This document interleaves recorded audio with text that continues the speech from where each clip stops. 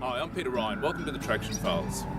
Now this is something a little bit different. I'm actually going to do a series of driver safety videos. Now we'll focus on different things in different videos. This first one, I really want to focus on the fundamentals of setting yourself up right in the car. So looking at driver positioning, where your seat is in relation to the steering wheel, how to set that up, but more importantly, situational awareness. And that is enabled by the way in which you set your mirrors. Now, I believe that most people actually set their mirrors incorrectly, leading to large blind spots and a lack of situational awareness. So, let's get going.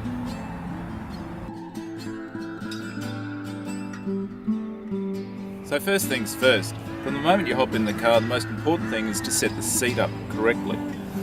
So if you look at the way I'm sitting, it's actually relatively upright, quite a bit forward. For those that are taller, they tend to want to sit the seat right back. Now what this does is not only does it get the B-pillar interfering with your vision, but it also puts you too far away from the steering wheel.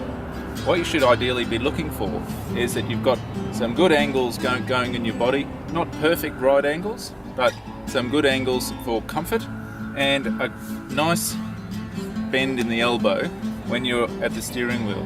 What you don't want is to be right back and have straight arms in the steering wheel.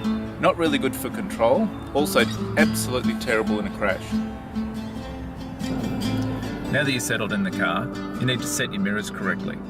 So this should be fairly easy to do once you're actually got yourself settled in the seat and you're in the correct position. Central mirror is pretty easy.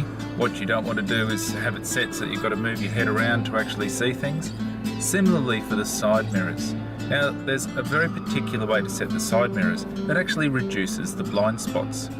Of course, modern cars nowadays, they have things like blind spot detection and little flashing lights and things like that. But really, these settings can be applied to any car to reduce that blind spots to almost zero. So, the way it's done. For the right-hand wing mirror, you put your head as close to the B-pillar as you can, and you adjust the mirror out just to the point where you can see the side of the car, just on the left-hand side of the mirror. The rest of the vision should be completely clear. So when you come back to the central position, you shouldn't see the side of your car at all. Similarly with the left mirror. Now, put your head towards the center of the car, and once again adjust it out until you can just see the side of the car in the right-hand edge of the mirror. Once again, moving back to the central position, you can't see the car in the wing mirrors at all at this point.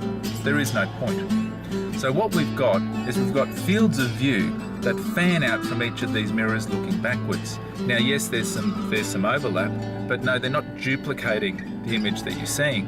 So therefore we've got as wide a view as we can possibly have behind the car. Now this is actually going to reduce the blind spots and give you that situational awareness.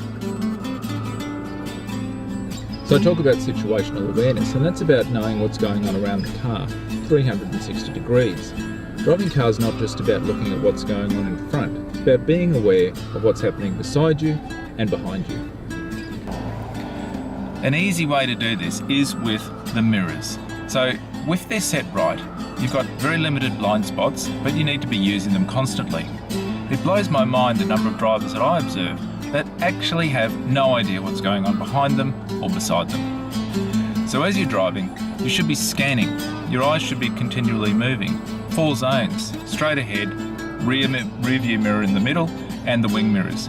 So these should be things that you're doing every few seconds. As bizarre as that sounds, that should be what you're doing. Particularly with motorcycles now being able to split lanes, cars coming at different speeds, because in my view it's not about the speed that kills people or causes accidents, it's the differential in speed of the traffic around you.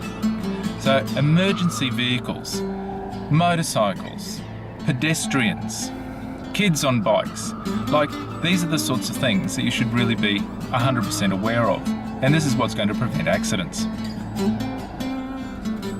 If you want to see what happens when people get on the road and they're not situationally aware and are actually quite oblivious about what else is going on the road, go to the YouTube channel Aussie Dashcams. It absolutely blows my mind that on a clear day, perfect conditions, people can be completely oblivious to other road users. Really dangerous. So there we have it, some fundamental tips about setting yourself up correctly in the vehicle. So from your driving position of your seat, and the height, and understanding where your steering wheel should be and how you should be dealing with the steering wheel with your hands, I think is vitally important. It's important to be comfortable, but it's also important to be safe. Now, setting up the mirrors, can't talk about that enough, and I probably have talked about it enough, but these are the sorts of things that are going to set you up for safe driving in the future. So get in the habit of actually checking those mirrors. Get in the habit of being situationally aware, knowing what's going on around you, beside you, behind you, because then if you do have to make an emergency decision, you actually are making the right decision at the time and not causing further troubles on the road. This has been Peter Ryan for Traction Files.